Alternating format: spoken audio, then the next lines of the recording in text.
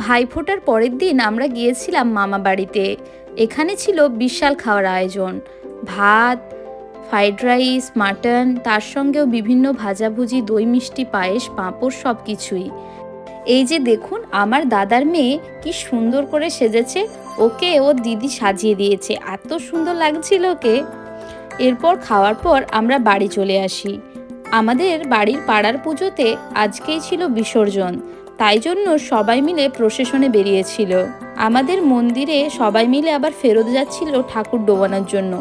আবির খেলে, রং মেখে, নেচে নেচে সবাই খুব আনন্দ করছিল।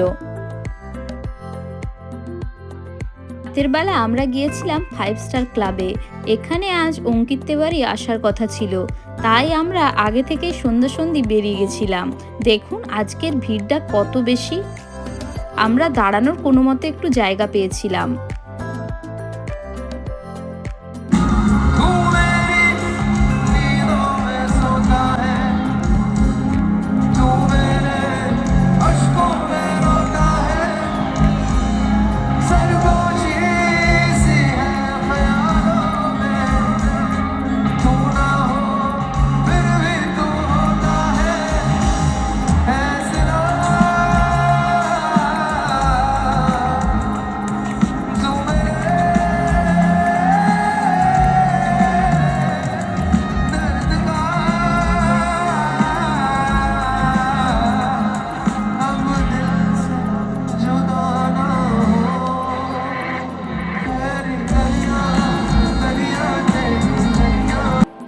এর পরের দিন আমরা একটু বেরিয়েছিলাম কিছু কেনাকাটা করতে, আর রাস্তায় একটা মিষ্টি দোকানে বসে বসে মিষ্টি খাচ্ছিলাম।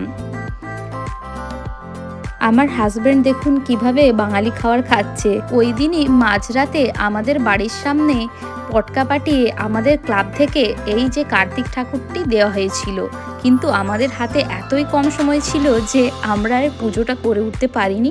পরের বারে গেলেই পুজোটা হবে। এর পরের দিনই আমরা আবার লন্ডনে ফেরত চলে আসি। তো বন্ধুরা, আজকের ভিডিওটা এখান পর্যন্তই। আবার দেখা হবে নেক্সট ব্লগে। আপনারা সবাই ভালো থাকবেন, সুস্থ থাকবেন। আজকের মতো এখানেই টাটা। ধন্যবাদ সকলকে।